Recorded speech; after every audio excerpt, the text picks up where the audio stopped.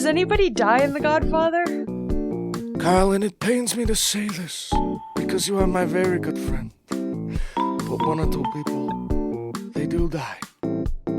We're not murderers, despite what this Undertaker might suggest. Carlin, or should I say Don Carlignone? Carlignone? Woo! Yeah! We're off to a strong start. We're here to talk about With Fear and Trembling. Again, another one that's nearly universally acclaimed as the best movie, if not one of the best movies. This movie tops so many people's lists. A fantastic movie, Casey. Fantastic. And so here we are. We're ready to snorkel it. We're ready to talk about The Godfather. What's it eat? I want you to rest well, and a month from now, this Hollywood big shot's gonna give you what you want. It's too late. They start shooting in a week. I'm gonna make him an offer he can't refuse.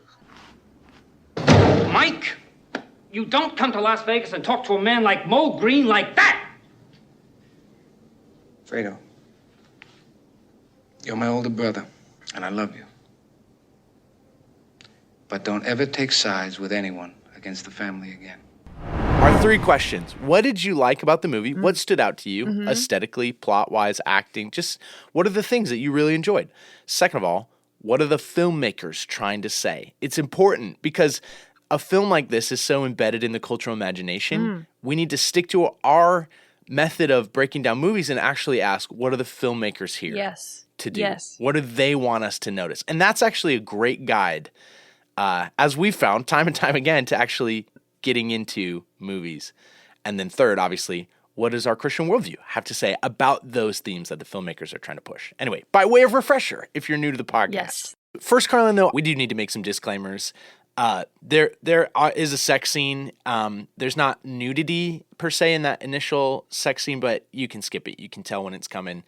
There's a honeymoon scene where Michael has a new wife that he meets in Italy. There is full frontal nudity in that. Skip that, baby. Skip that scene.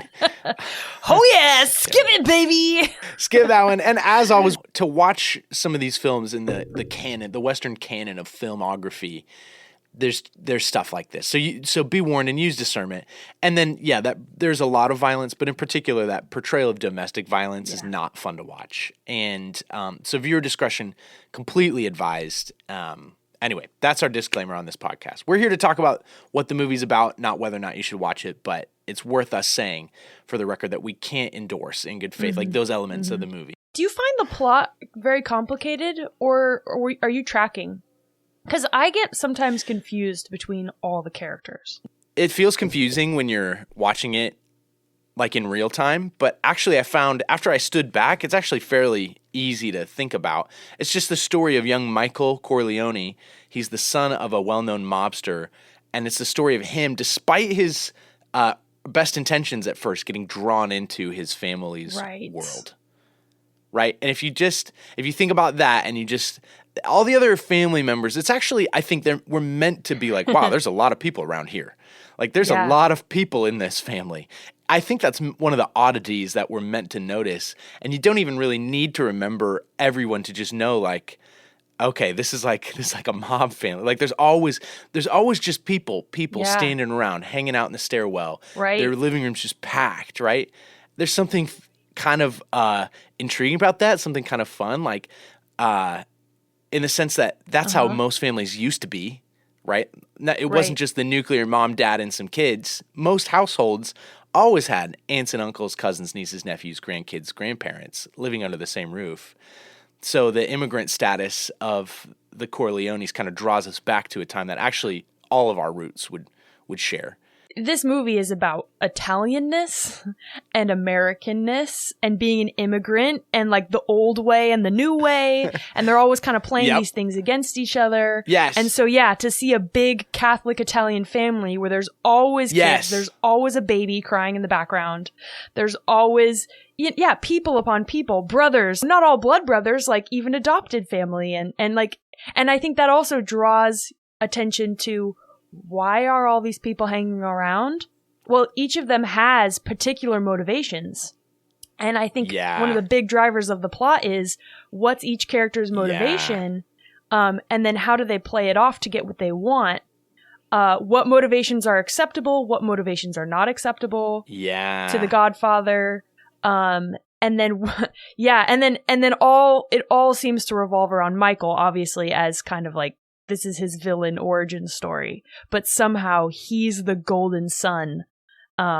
He's Vito Corleone's like the chosen son that will come to replace him and become the new Godfather. Yeah. One of the things I wanted to do, Carlin, was just highlight some of the iconic scenes from this film. Like under our first heading, what did you like? I wrote down 4 or 5 different scenes that are stunning. They're actually incredible storytelling. Yeah, say them. Well, the first one for me was the opening wedding scene. Actually, rewind a second. The opening scene. It's a bit of a monologue from a guy seeking the Don's protection. Yes. And his whole bit is, I believe in America. That's their very first opening line of the whole film. Yeah. I believe in America. But for justice, we must go to Don Corleone, right? Yeah. And it's this undertaker. He runs a funeral parlor, we find out later. But his daughter's been taken advantage of. And the cops ignore him because he's an immigrant. You know, he's trying to play by the rules of America. He's trying to be a good taxpayer. But the cops just shuffle him off to the side and let his daughter's attackers go free after one night in jail. So he says, for justice, I go to Don Corleone. And that opening scene basically tells us what the movie is about. Because immediately, Don Corleone's response is, what have I ever done to make you disrespect me like this? And for those of us listening, we're like, I didn't hear the disrespect, right? So we're immediately cued in like, there are some real subtleties to doing business in this family, and you're not going to pick up on it, but people's whole lives are at stake, right? The disrespect is this guy never invited the Don over for a cup of coffee. He can't remember the last time we've hung out, even though I'm the godfather to your daughter, the one who was attacked, right? Where's the family? Where's the relationship? And yet you come here asking me to murder for money. Why'd you bother going to the cops at all? Why didn't you come here first? Oh, that line is so sinister, right? It's like, oh, he's being chided. And he unpacks basically the ethics of the Italian mafioso. If you come to me in friendship, then even an honest man like yourself, your enemies become my enemies. And the guy corrects his mistake real quick. You know, he's like, be my friend, Godfather, be my friend. And they load a Chekhov's gun, right? We know about Chekhov's gun. Chekhov's gun is something that happens in the first half that's going to play out in the second half. So they load a Chekhov's gun when you hear the Godfather say, I might call on you for a service at some point. And your imagination's running wild. Okay, what is he going to make this guy do? We know nothing, but we just know this is weird, right? But Chekhov's gun's been loaded. Yes. Incredible opening scene. He even says it. Vito, a.k.a. Marlon Brando, a.k.a. the Godfather, says, you were scared to be in my service for some reason. He puts his finger right on it, and that is absolutely the case. This guy who's trying to live above board, you know, he doesn't want to mess with the mob because the most secure you can be, but also the most insecure you can be is in Vito's debt. If you owe him a favor, you know, that seems to be the thing. He would rather pay him any amount of money to get his justice, but to be in Vito's debt is a blank check. And I think that's a strong motivation for a lot of characters, is the ones that haven't sold out yet or are trying not to sell out. You know, if you're a good, honest person, you don't want to be in his debt. But like who? Like who hasn't sold out yet? Obviously, Michael is one person, although he's privileged because he's the son. He's been set up to remain pure on purpose. Right. He's a war hero. He's going to be a senator or something. Right. He's allowed to do that too. If you're the son, then you have some freedom. Yeah, because it's part of Vito Corleone's plan. And once you're in his orbit, you're not getting out. I think that tension between safety and danger, like the safest place you could be, you're part of the Corleones, you're family. And he taps you on the face. You're like, okay, wow, so sweet. And yet always there's a hint of danger. Because the closer you are, actually, the more dangerous it is for you. Unless you're blood. Like, come to find out, even if you're married in, it's not as safe as you would think. Even blood, part of that dips into the sequel, so no spoilers for the sequel.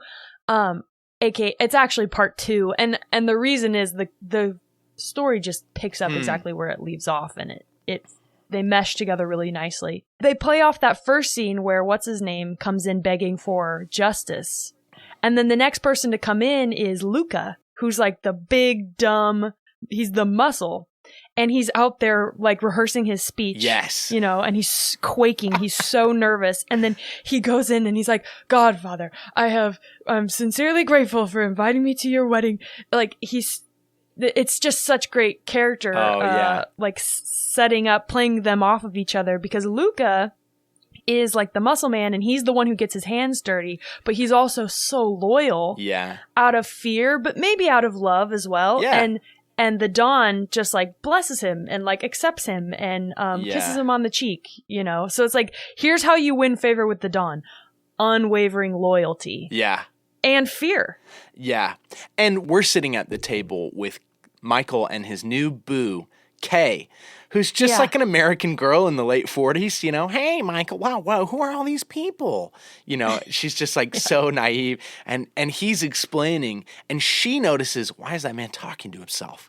You know, like she notices all the things. She helps set that up.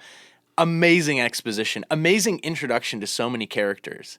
Yes. And the wedding scene at the beginning, I loved it in terms of like, this is how you set up an incredible plot. We're introduced to everybody. There's so much happening at this wedding, right? Yeah. There's so many different things. And I don't think we're able to keep track of all of it. But it all comes back around. Like you remember it. But that opening wedding scene, just the contrast of like the bright tones, the happy colors, and then he goes back into the office for a second to just check on some business things, right? Mm-hmm. Then he comes back out for the wedding, and he's like, if you'll excuse me, I want to dance at my daughter's wedding. You know, and he goes out, and that scene ends with him dancing with his daughter. It's actually beautiful. All these people, so much happiness. I loved the scene where they invite different people to sing in the microphone. Yeah. Like the mama, Vito's wife. We don't know anything about her other than she seems like a wonderful, kind-hearted lady. Yes. She knows nothing of the business. She just knows the family. And she's so happy. Her life is wonderful. Mm-hmm. She is so happy and so beautiful. And she's surrounded by her children and grandchildren. And you're like, I love this. And then that like grandpa guy kind of gets up and they're all singing this different verses of the same song. Yeah. This is a fun wedding. But the contrast there is what makes it amazing. But they also use the wedding scene to introduce Johnny Fontaine, who that's another, through hearing his backstory, hearing Michael explain what happened, we start to understand, okay, this is how the Godfather does his business. He'll make him an offer that he can't refuse, which is a gun to your head. Of course you can't refuse that. But they never say that. You don't always know what they mean when they say that. Michael tells Kay that, one time Luca basically held a gun to this guy's head and started Johnny Fontaine's career. And that was the offer he couldn't refuse. But it doesn't always literally mean that. You hear that phrase thrown around enough that there's ambiguity. And that's part of the sinister world building of The Godfather. You're not actually sure what anything means. You know, C.S. Lewis has a whole essay. It's called The Sermon and the Lunch, where he talks about family dynamics. The vicar at his church was like, hey, family is the one place we can go and we can just be totally ourselves. We don't have to worry about the pressures of society. And C.S. Lewis is like, that's crazy. How can you say that, actually? Because in your family, it's not that there are no rules and structures. There are a far more fine-tuned set of rules and structures that are all massively important for us to live together. If you just did whatever you want with your family, you're not going to have a family for very long. You're not going to have a great family. You're going to have tension and chaos. So we can't pretend like family is where we can't have this rosy view of family where it's just where we finally can just be yourself. Actually, sometimes it's not. It's where you can be yourself the least. In order to make a healthy, cohesive unit, you put on a version of yourself to be with your family. And that's not C.S. Lewis's point is that's not an inauthentic version of yourself. Mm-hmm. We all need morality to survive.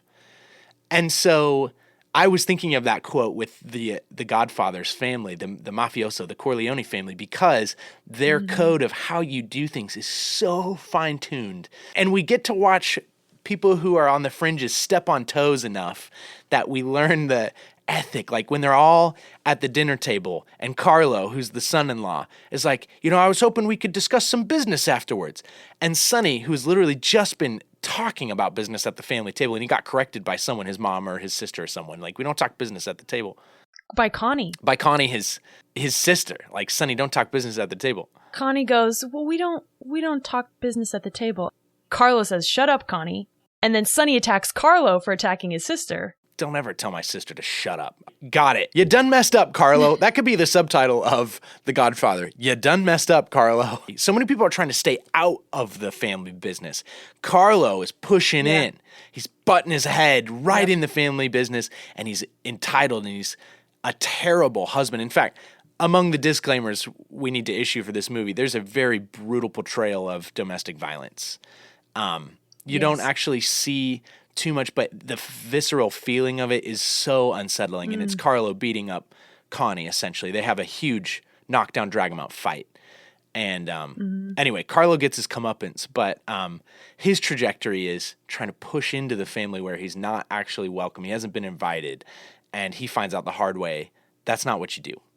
Since we mentioned Carlo, I just love the way that the movie starts out with Carlo's wedding. And then it ends with his murder. Right. And that's one of the many times that this movie uses really important religious ceremonies and plays them off directly against horrible violence.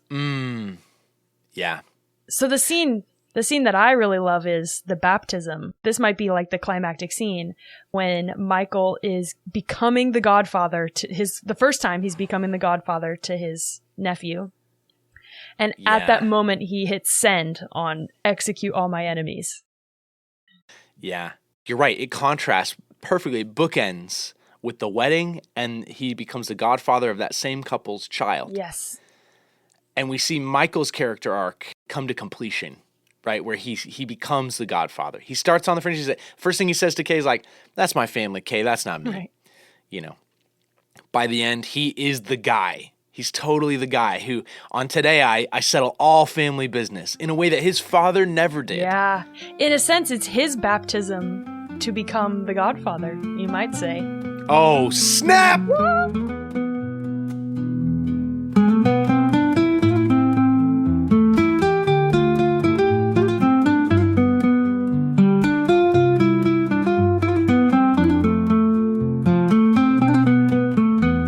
Carlin, the themes of this film are incredibly complex.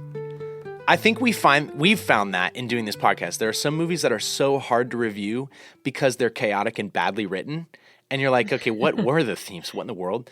And there are some films that are hard to review because they're so perfectly written that the themes are woven in so intricately and there's so much nuance to it that it's actually very difficult to come away with some kind of thesis statement. Like, here's what the filmmakers are trying to say. This, we have intonations, we have a strong story to draw from, but there are so many things this film says, and it says them incredibly well.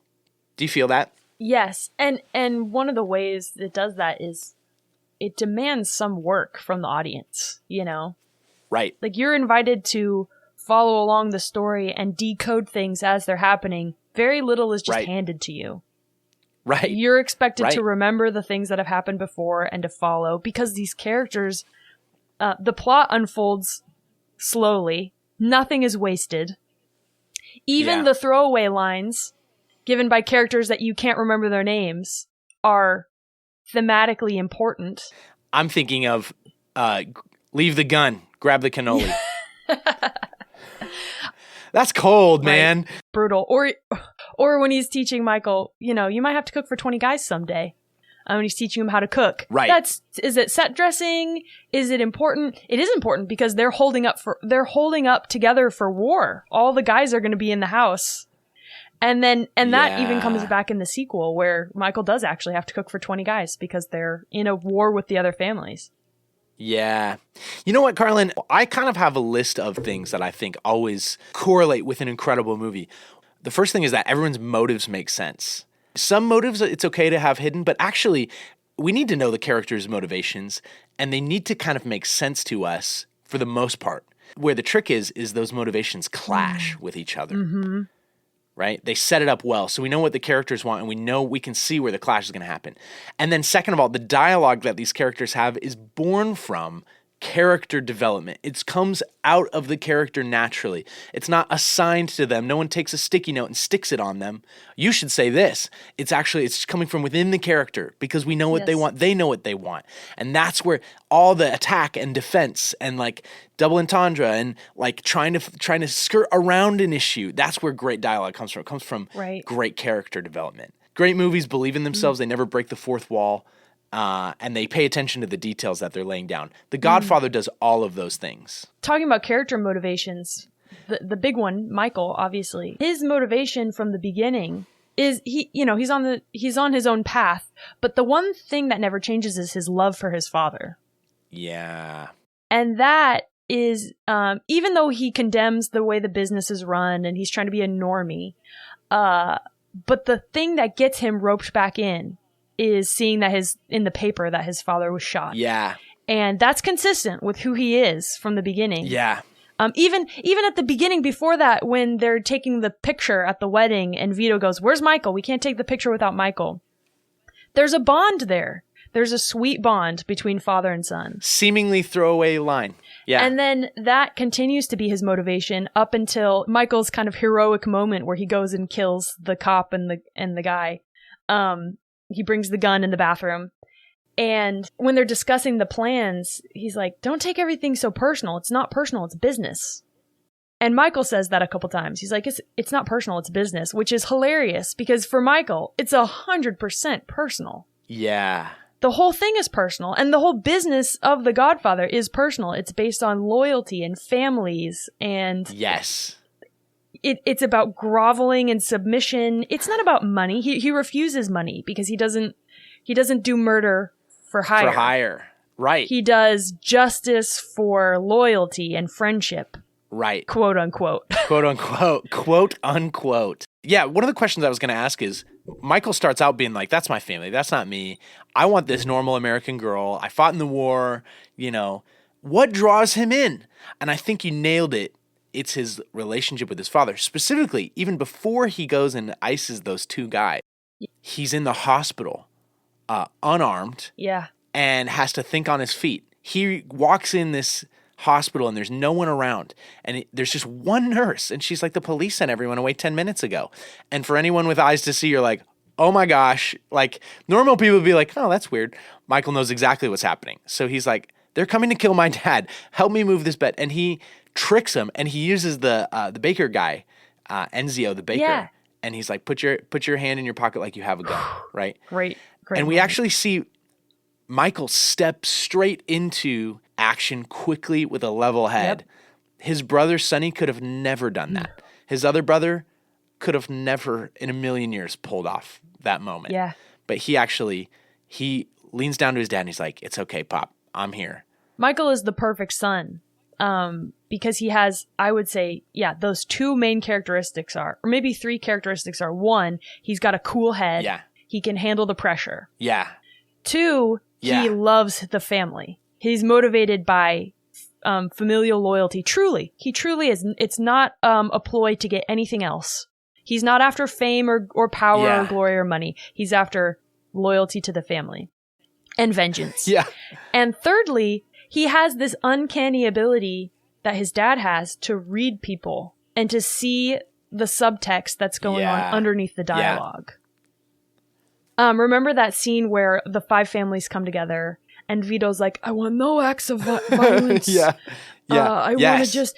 You think he's coming to have peace talks with the five families. Yeah. And then in the car ride away, he goes, "This whole time I thought it was such and such, but it was really this guy the whole time, and I didn't know it till today." Yeah. The whole thing was Vito playing that room. Yeah. And fishing for who's really betrayed the family. Supposedly so he can exact his vengeance later. Yeah, he never stops scheming. Yeah. He is 10 steps ahead of everyone. And so is Michael. Yeah. And you really see the contrast when Sonny becomes the Don while Vito is recovering from all his bullet wounds. Sonny's unhinged. He's just a violent guy. His redeeming character trait is he does love his family, even though he's totally cheating on his wife the entire time. Because that's part of the mafia code of ethics. You can cheat on your wife, right? They all know that Sonny's having this affair. Right. But no one really calls him on it. What you can't do is disrespect your family.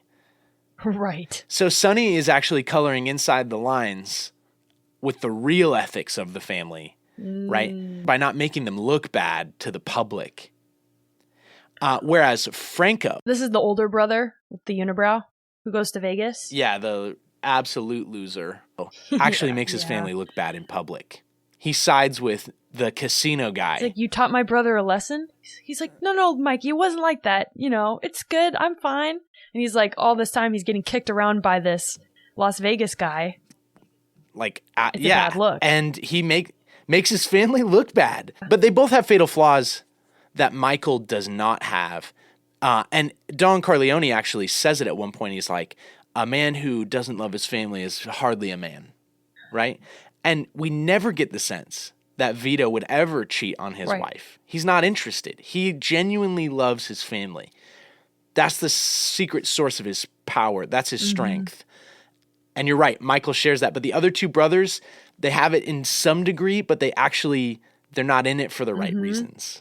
Sonny wants the power. He wants to call the shots. He's so happy when they're finally having a knockdown, drag him out fight. Yeah. He's loving it. And the consigliere, Tom, can see it, and he's trying to check him, slow down, you're going to ruin us all. But Sonny can't see it. He's in it for the wrong reasons. He's in it for the wrong reasons. He's like an uncontrollable rage monster. And they hint at that from the beginning. They're like, you're not having one of your fits of, violence again, are you? And then it's Fredo. Oh, sorry, Fredo. Yeah, Fredo. Fredo, he's trying to make his own way, but he's weak. And he gets pushed around in public. Yeah. Tom Hagen, he's like the adopted son, but he's strong on the loyalty. He's trustworthy. He's not going anywhere. And he also has the seeing bit. He can read the room, and he always knows the wise thing to do. And he sees Sonny going crazy, and he's always trying to pull him back and be like, don't do that, giving him all this good advice about how Vito would run the family. But Tom's problem is he's not a wartime consigliere. He is not bold enough. It's really hard to say Italian words without at least trying for the accent. I know, there's so much Italian. Tom's not bold enough. He's not ruthless enough because he's not willing to maybe call the shots fast enough. And then that's why Michael pulls him off and says, you're not coming with us to Vegas. We're moving the family and you're staying here. And he's like, why are you pulling me off? And he's like, because you're not fit for this. You're good at your job, but this is not the time for you. It's war. We need someone ruthless. And Michael, in that scene where he takes care of the family business, has the guts to pull the trigger. Yeah. That the other three sons, it's like he's the magic mix of all of those qualities. Yes. Now, with Michael, here's a theme that I noticed. I want to throw this out there and see what you think. The Godfather sets us up with all of these rules, this mafia code of conduct, right? We use a lot of restraint. It's a high context society. Michael actually goes deeper down into the roots of that than anyone else. After he performs his hit, he goes to Italy. He marries an Italian girl. He goes to Corleone. He sees their ancestral home, right? He's actually going deeper down into this stuff than anyone else. And he comes back out of it. And on one level, you're right, he's perfect, he's the favored son. But the movie, I think, the filmmakers are trying to unsettle us because Michael actually breaks nearly every one of the rules that Don Corleone has established in the first half. So let me list a few, right? Do you think I want to leave my niece an orphan? You think I want to leave this baby an orphan, right? That gets said by everyone. Even Sonny, he'll beat Carlo within an inch of his life, but he never actually kills him. Because family, right? Your family. We don't do that. Michael absolutely has a plan for Carlo. And you can tell at the end, he's been thinking this the whole time. You need to answer for Sonny, Carlo. He's not going to ignore it. He's actually going to break some rules and go straight for it. When they're like, no one has ever killed a police captain. We just don't do it, right? Because they're all immigrants. They're trying to play within the rules just enough so that they don't get the National Guard sent after them or something. Right. Which is also the other families would... that's motivated by keeping the other families somewhat happy. Because you got to play in the sandbox together. Even if you play rough, Michael is like, who says you can't kill a cop? He's a dirty, corrupt cop. Here's how we spin it. Let's get him. It's his idea. Right. Kind of breaks a rule there, right? He fires Tom. He actually doesn't have a consiglione. Say it. I don't know. I think I said it wrong the first time. I don't want to say it again. To all our Italian listeners, I'm so sorry. We can't get it all right. Michael doesn't actually a lawyer. Michael doesn't actually have a concierge, right?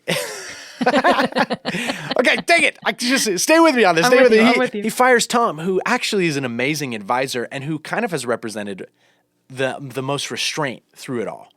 Tom's kind of the voice being like, we can't do this. Let me shoot it to you straight. Hold up. I'm a lawyer. I can't accept that envelope. Tom represents a lot of restraint. Michael fires him as the consiglione. And this is the killer thing about Michael. He absolutely mixes the business with the personal. You called this out early on. But for Don Corleone, he actually just wants to hang out with his little grandkid. When he finally retires, when he finally can pass the mantle off, his last scene is just playing in the garden with that little dude. Yeah. And he's loving it. He puts the orange on his teeth. He's such a good grandpa in that little scene. And for all his crimes, actually, Vito genuinely just wants to spend time with his family. And he can only do that when he feels like this family business that he's gotten off the ground is like in good hands, because all their safety is at risk. As long as they're in this industry, when there's no one good at the helm, his safety's at risk. He can finally pass it off to Michael, and we see Vito's true motivation is to just be with his family because he wants to keep those separate. Right. But Michael mixes business with the personal because you're right, it's all personal. He doesn't really care that much about the business. It's about the honor of the family for him completely. There is no business. Dang. And that's why he ices Carlo. That's why, and this is the last scene, and this is why this is so significant. Kay, when they finally get married and they're together and she says, is it true? Is it true, Michael? She's asking him a direct question. Yep. Now, Vito would have, first of all, he would have never answered. The conversation would have never gotten to that point. He wouldn't have married a girl that was that inquisitive. Right. They want these simple, lovely Italian women who are not going to ask questions. Yeah. Right? But Michael says, just this once, I'll let you ask me about my affairs. And she says, is it true? And he says, no. He lies stone cold, right? But the point is, he actually lets her ask about the family business. He's acknowledging that she knows that something's up. Which she's always known. She knows a lot. Yeah. Everyone knows everything, but Vito was able to say, and in his mind, there's a clear distinction. Like, men have to be strong. Women can be carefree. Women and children can be carefree. Men can't. We have to hold up this family business. In his mind, that bifurcation is so clear. But Michael crosses the line and actually allows family into the business. And so I think the filmmakers are showing us these moments. Like, he's actually lost the restraint that his father had. He's actually broken some of the code of ethics. He's a darker, worse version of the mafia than we've seen so far. Now, I'm with you. I'm totally tracking, but I have one question. Could the five families have settled for peace? Because it feels like what Vito's aiming for is, pretty soon we won't have to do business this way. We'll be perfectly legitimate. And you kind of get this feeling like he's trying to stay out of the drugs business, and he's trying to, he's kind of working towards legitimacy. And we'd like to make it work here in America. We'd like to be a perfectly legitimate American business with Italian flavor. Right. But Michael always kind of reminds you that America itself is also corrupt in the same way that the mafia is corrupt. Like that scene when he's talking to Kay and she's like, senators don't have people killed. And he's like, now who's naive, Kay?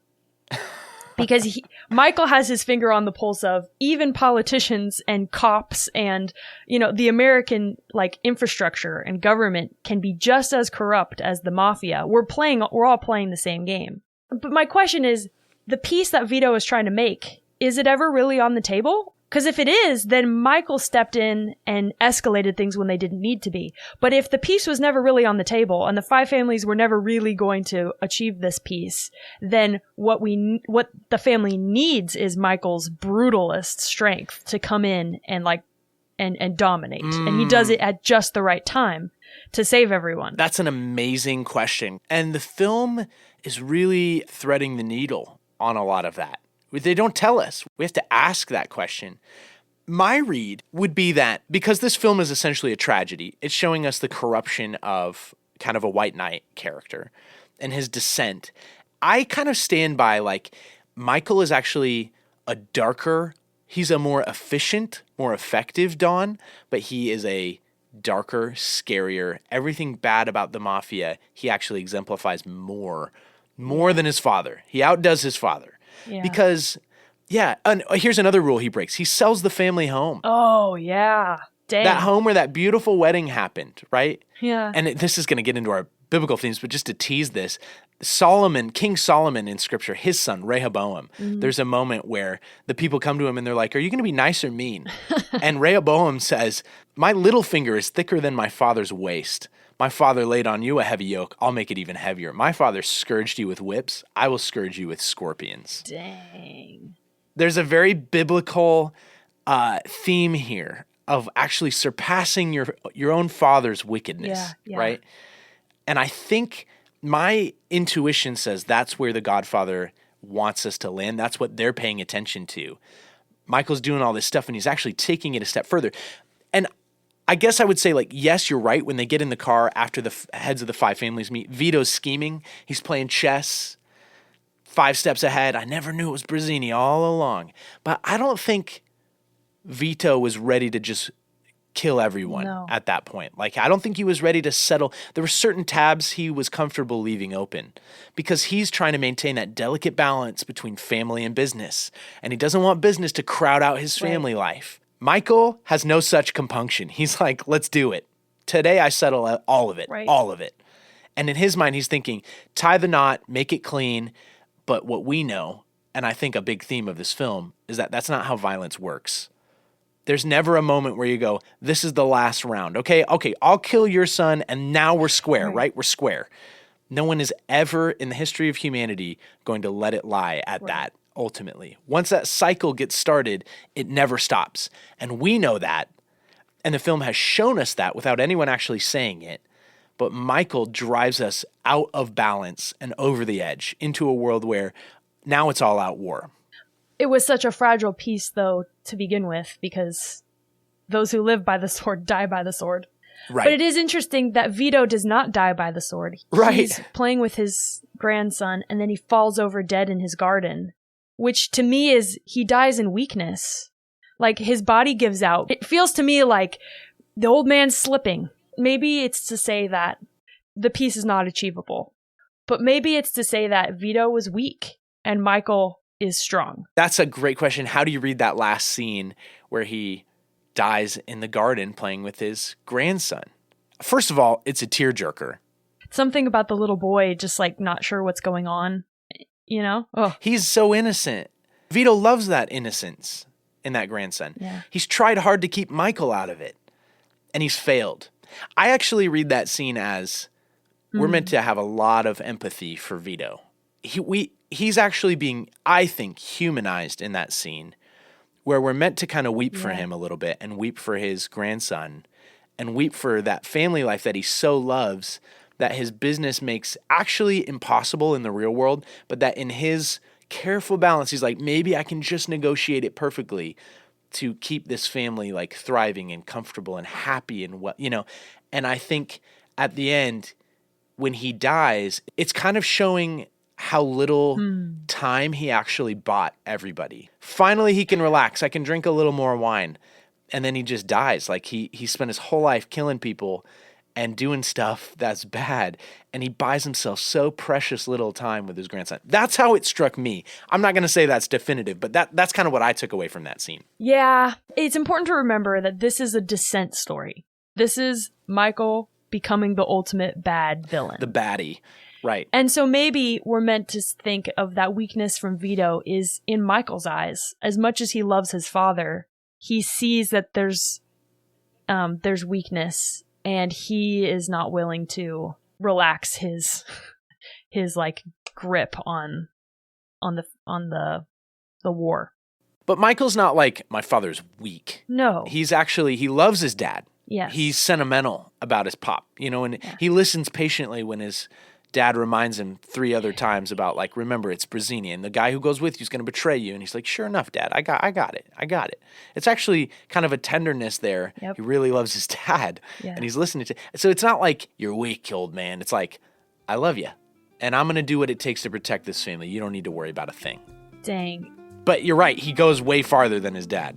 Carlin, let's talk about a Christian worldview and what a Christian worldview has to say about these dark, dark themes. Yeah, let's, please.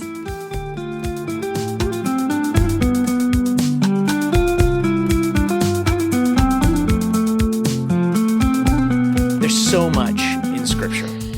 Like, we could just start there. There's so much. Scripture doesn't pull any punches. If you think The Godfather is violent, and again, we have talked about this on the podcast, there are limits to, like, what we should show in visual media. There's that disclaimer. But the Bible actually describes societies, families, violence, intrigue, sexual misconduct in no uncertain terms in a way that The Godfather does too. Actually, this genre, the descent story, is completely familiar to readers of especially the Old Testament, let's be honest. Right? And so my first thought, Carlin, I don't know what you think about this. There's the story of King David. He's young. He follows Yahweh wholeheartedly. He's got gumption. He's the only one who's going to step up when Goliath is insulting the armies of the Most High God. Like, are we going to let this Philistine talk to us this way? And actually, the Lord loves him. There's a tight relationship between God and David. But I've heard some biblical commentators say the story of King David is a similar kind of descent story, because King David starts off young and pure, but he is a man of the sword, and violence follows him everywhere he goes. And he accumulates these captains and these warriors, and he fights with the Philistines sometimes and then against them, right? But always keeping Israel in his thoughts and his prayers, right? And finally, he becomes king. And what happens next? What's the next big chapter in David's story? He sleeps with the wife of Uriah, one of his close brothers, who's been with him in the wilderness, right? And to cover up his sin, his injustice, David has Uriah killed. And once he starts that cycle of violence, right? We're not often given the Lord's perspective on all of this, but the Lord does come down and say, this is in 2 Samuel chapter 12, therefore the sword will never depart from your house, because you despised me and took the wife of Uriah the Hittite to be your own. So the Lord actually puts a curse on the house of David. And even though God is faithful and he wants to keep his covenant, he says, my covenant with David's house will never disappear. He also says the sword's never going to disappear either, because you've done evil. And what we see for the rest of 2 Samuel is the sword never departing from the house of David. David's son Absalom kills his other son Amnon. Yeah. Right? Over sexual misconduct.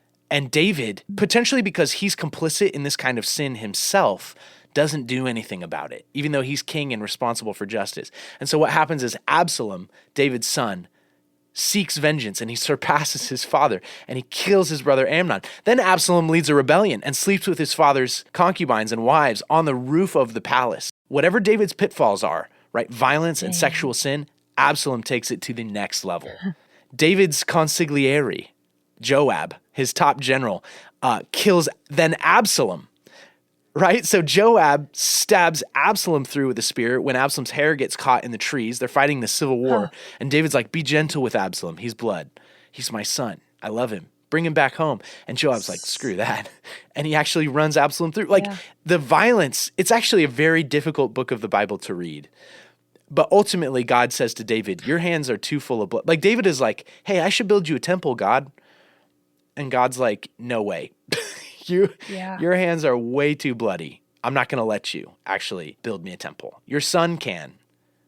I'll allow Solomon to do that, but you're not the one. It's interesting to me. God makes a covenant with David. God makes several covenants throughout the Old Testament, but especially David as the king. And he says, like, David's kingdom will never never go away, right? It's like the forever kingdom. And that's the Jewish people are always like, the line of David, which strikes home because fast forward to the New Testament, when you're following the genealogies of Jesus, and they all connect Jesus back to David, so that Jesus is David's heir and his kingdom. But when Jesus comes, he's a radically different kind of king. He's the king that lays down his very life. Yeah. He doesn't enact violence. He doesn't perpetuate the cycle. He's lowly and then suffers the violent end, the most violent end that everyone else deserved. And he turns the other cheek. He takes it on the chin. Right. Like that scene when Vito's like, no violence. I will, I will not exact the violence or the vengeance due. Like his son was murdered and he's foregoing his right to vengeance. Yeah. Whether he really does or doesn't. But Jesus, God the Father actually says, I forgo my right to vengeance. Instead, I offer my son and then ends the cycle. And only an act of forgoing vengeance could end the cycle. But that's the tension between justice and mercy, right? Because justice would say an eye for an eye. We all know that, right? And but in this broken world, the scales are never really going to be balanced. Killing someone else's son doesn't bring your son back, actually. This is such a trope by now, but it's actually true. It's actually profound moral wisdom, right? An eye for an eye makes a whole world blind eventually, And I have to say this, like in the context of an eye for an eye, it's actually a reduction of cycles of vengeance. So when that command is given in Deuteronomy or Leviticus, whatever, the point is actually to reduce cycles of vengeance and say like, no, there's limited retributive justice carried out by the authorities, right? It's not just, anyway, but whatever. That ethos is taken by humanity. Like we're so eager to gouge someone else's eye out. You're so right, Carlin. Jesus is the true root of Jesse who actually brings peace to the world by laying down his life. It's so good. And the Godfather does not give us a lot of room for hope. I mean, it's a tragedy. It shows us the good things that everyone could have, and it shows us how they fail to actually achieve them. And it's because once you uncork that violence, it's never going back in the bottle. And we don't even have to get all the way to Jesus, even though we have that. That is our ultimate hope. That is the answer to humanity's struggle. Actually, if we're looking through a Christian worldview, we can just camp out on that smaller theme of the sword will never depart from your house. Yeah. And we actually see that one of the reasons why we should forgo that kind of violence is it escalates. It never stops. That's a very biblical theme. And it desecrates things that are beautiful and pure. Like I was reminded of Michael's little wife in Sicily, and she just gets blown up in a car.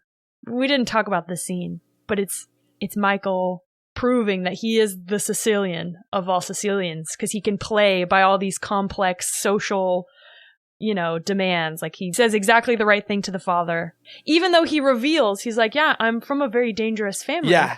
So I'm telling you this because your daughter might lose a father instead of gaining a husband.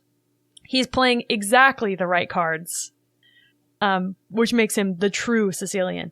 But he brings this violence all the way to Italy. And, a young girl who is just married and seemingly happily married. Like Michael seems like a good husband for her. She's starting off her life. She's learning how to drive. She wants to go to America. And then she just ends abruptly. The violence follows him. Yeah. And there's a change in Michael at that point. He comes back like ready to do business. And now here's a question I was going to ask. Is it cynical when he goes to Kay and he's like, I need you, Kay. I love you. What do we do with that? Because that happened so soon after this whole Italian life he had planned for himself explodes. Immediately, he's back in New Hampshire. Now, in the film, like a year or something has passed, but in the film, we're right there, and he's asking Kay, like, come back with me. Maybe it's like a last effort to cling to his old self or his real self. Like, he loves Kay. I think he does love her, and he's tried to protect her.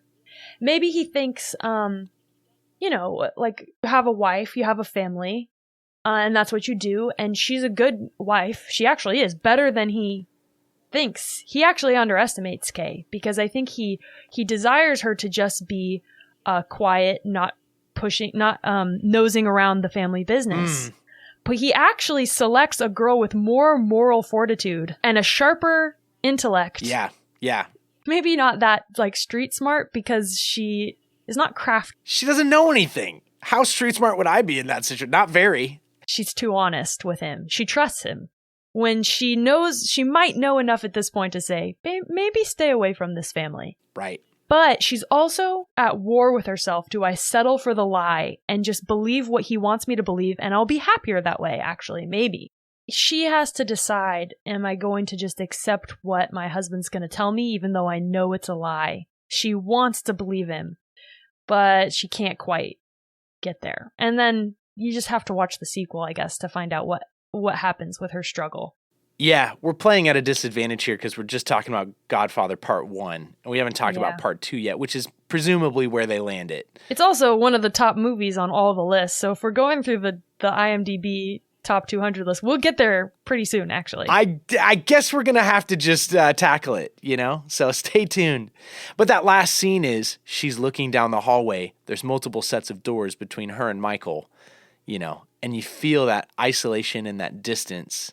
Even though she's like, I guess we should have a drink, huh? And then she walks out and she looks back and the hired hand or whoever that is. We don't know who any of these new people are. Again, part of breaking all the rules. Right. Who are these guys? We don't know. They're new. And he just closes the door. Yeah, he doesn't follow her. He's going to do the family business. Dang. You need to take a shower after watching this, don't you? It's tough because we do like Michael. Why do you like Michael? Because I like Michael. He loves his dad. He, I don't know. He starts out as normal guy. Yeah. What do you think is a biblical take on the theme of family loyalty? The first part of scripture is all about the descendants God promised to Abraham, who will bless the entire world. So God is never about creating this insular, nation that never is looking outward. Actually, the point of Israel is to be a priestly state for everyone.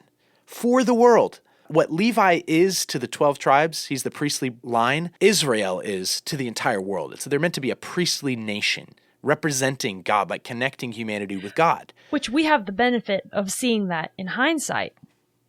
But really, and you can go back and find many examples of outsiders from the ethnic family of Israel being grafted in. But we have the benefit of the new covenant, which is the lens by which we can now see the whole time, God had this promise through one line, and it transfers from, Abraham to Isaac to Jacob, and eventually comes to Jesus. And the promise is that even the Gentiles, which is everyone who's not a Jew, is also extended this invitation to come to the kingdom of heaven. And the best part of New Testament ethics and the new covenant that Jesus inaugurates is actually that when you're grafted in, you're in. In the weird mafia world, if you're not blood, you're always a little bit out. Actually, Jesus lets the Gentiles in, and that's you and me. We're actually children of God. We're adopted, and it's beautiful. But there's no actual separation between Jew and Gentile, male nor female, slave or free, as Paul writes. Actually, we're all equal. We're all one in Christ. And that is a radical departure from the way humans tend to do business. We trust blood and we distrust outsiders. We overlook the sins of our brother. As long as he doesn't disrespect the family, he's fine. And actually the New Testament's no way. And it actually levels the playing field in a way that Westerners are now primed to appreciate and to desire in our individualist ways. Actually, that's a strictly Christian ethic. And here's a critical part of Jesus' story. His mom and his brothers come to the door and someone tells him Jesus, your mom and brothers are waiting. They want priority. They want to talk to you. And he's in the middle of teaching and instructing just mobs of people. And he uses that moment to say, who are my mother and who are my brothers? The one who does the will of my Father in heaven. Jesus loves his mom, but in that moment, he's actually making a deeper point, which is that if you do the will of God, if you're right with God, then that is a deeper bond, even than blood. I mean, he says, if anyone comes to me and doesn't hate their father and mother, such a person cannot be my disciple.